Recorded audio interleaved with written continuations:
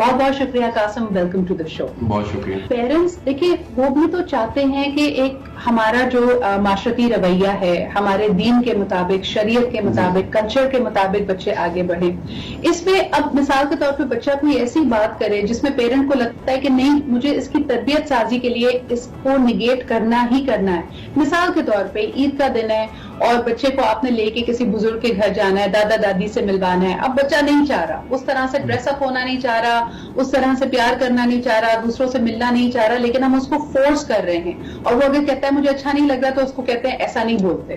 تو یہ ایک عجیب سا ڈیلیما ہو جاتا ہے. پھر اس وقت کس طرح اس کو سالو کیا جائے؟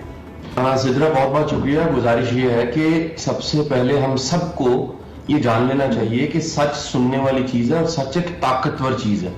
پرابلم یہ ہوتی ہے کہ ہم ساری زندگی یہ دیکھتے ہیں یا یہ یقین پختہ کر لیتے ہیں کہ مینوپولیٹر, لائر, جھوٹ بولنے والا شاید بڑا آگے نکل جاتا ہے.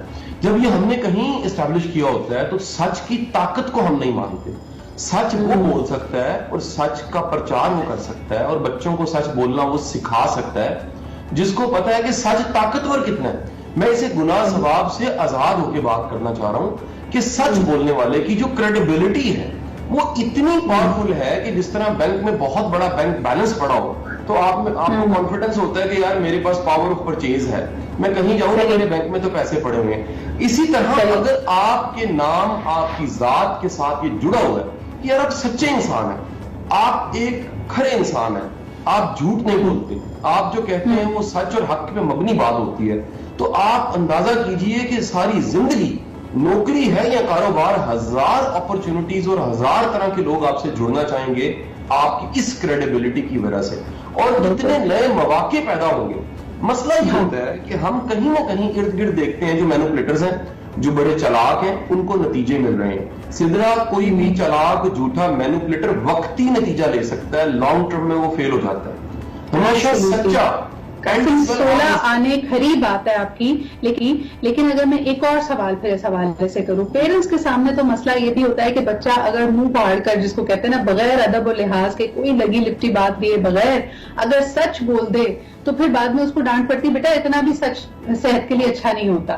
تو سوال یہ ہے میرا کہ پھر بچے کو ادب, لحاظ, رشتوں کا لحاظ, پاسداری کیسے سکھائی جائے؟ یعنی ٹھیک ہے اس کو آپ نے اتنا سچا بنا دیا ہے کہ وہ جھٹ سے وہ بات کہہ دیتا ہے جو اس کے دل میں ہے, جو صحیح ہے, جو غلط ہے. لیکن ہمارے معاشرتی رویے, جس طرح ہم ایک فیملی سسٹم میں رہتے ہیں, ہمیں لوگوں کی فیلنگز کا بھی خیال رکھنا ہے. ہم اکثر جیسے اسی شکنجے میں تو ہم ہیں کہ ہم نہ کہتے ہوئے بھی اکثر ہاں کہہ دیتے ہیں مروت میں. بچے کو یہ کیسے سکھائیں اور پھر سچ اور جھوٹ کی یہ جو جنگ ہے اس کو کیسے سالو کیا جائے؟ اچھا سدرا دیکھیں, اور جھوٹ بولنا یہ اس کو بیان کیسے کرنا ہے. آپ دیکھیں جھوٹ بولنے والے نا وہ بڑے وثوق سے جھوٹ بول رہے ہوتے ہیں اور اس پہ یقین وہ دلا رہے ہوتے ہیں یہ سچ ہے. اچھا ہم سچ بولتے ہیں لیکن سچ کو بولنے کا انداز اتنا کڑوا اور اتنا بھدا انداز ہوتا ہے کہ دل دکھا دیتے ہیں. یہاں سچ اور جھوٹ کا پھر مسئلہ نہ ہوا, یہاں انداز کا مسئلہ ہوا. ایک فراڈیا, ایک جھوٹ بولنے والا, ایک مینوپولیٹر اچھے انداز سے اپنی بات کر رہا ہے جو کہ جھوٹ ہے, تو سچا کیوں نہ بھلے انداز سے بات کرے. اسے ہم کیوں نہ سکھائیں کہ بیٹا دوسروں کے احساسات کا خیال رکھنا ہے, اپنی فیلنگز کا بھی خیال رکھنا ہے, پھر موقع دیکھنا ہے, موقع محل دیکھ کے بات کرنی ہے. اچھا ایک بڑے تجربے سے بات بتاؤں سدرا, ہم لوگوں نے, آپ نے, میں نے, آپ اور میں کمیونیکیشن کے ڈائریکٹ لوگ ہیں, اس میں کوئی دوسری رائے نہیں کہ سدرا اقبال کا ڈیبیٹ میں ٹریننگ میں ایک نام ہے, قاسم علی شاہ کو ٹرینر کے طور پہ جانا جاتا ہے. ہم نے بھی بولنا وقت کے ساتھ سیکھا, ہم بولنا جلدی سیکھتے ہیں لیکن کب کیا بولنا ہے یہ 25-30 سال کی عمر میں جا کے آتا ہے, اور کئیوں کو تو ساری زندگی ہی نہیں آتا کہ کب کیا بولنا ہے. آج کل پیرنٹس کا سب سے بڑا ڈیلیما یہ ہے کہ کہتے ہیں وہ بچہ ترکی آگے بحث کرتا ہے, تو میں کیا کروں؟ اچھا دیکھیں سدرا, 3-4 سوال ایسے ہیں جو ہم خود ہی اٹھا کے جواب دے دیتے ہیں. ایک بات تو یہ ہم سب سمجھ لیں کہ جو علم ہے زندگی کے بارے میں علم, وہ لازم نہیں ہے کہ بچہ نصیحت سے سیکھے.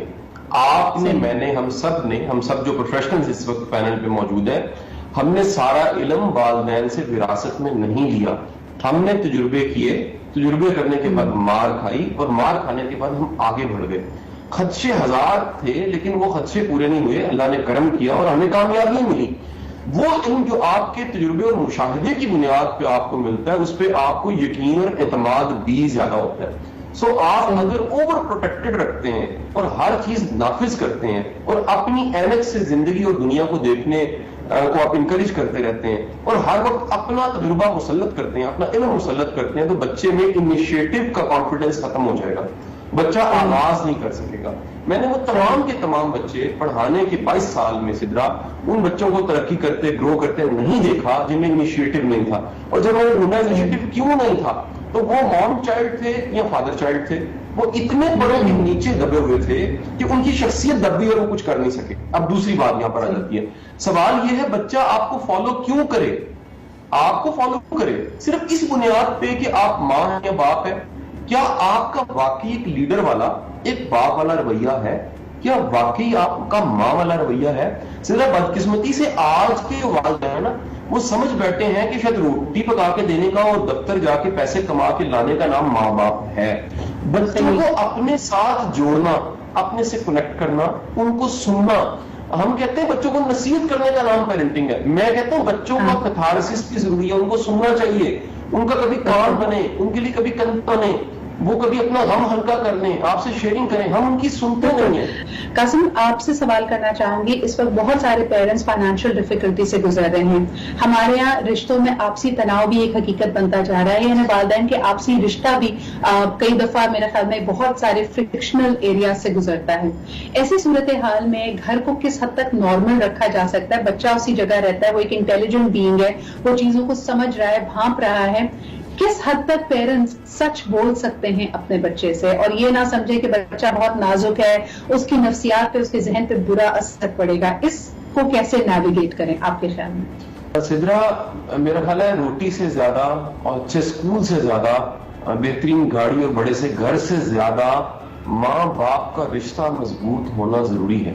اور ماں باپ کا رشتہ مضبوط ہونے کا مطلب یہ ہے کہ وہ آپس میں ان کی نفرت نہ ہو، ایسے کانفلکٹ نہ ہو جو کہیں نہ کہیں بچوں کو لڑنا جھگڑنا نفرت کرنا جھوٹ بولنا تو سکھا رہے ہیں، احترام محبت اور درگزر نہیں سکھا رہے۔ مسئلہ یہ ہوتا ہے کہ ہمارے ہاں جو یہ رول ہے as parent, father role, mother role, یہ رول ہمیں کہیں پر بھی سکھائے نہیں جاتے۔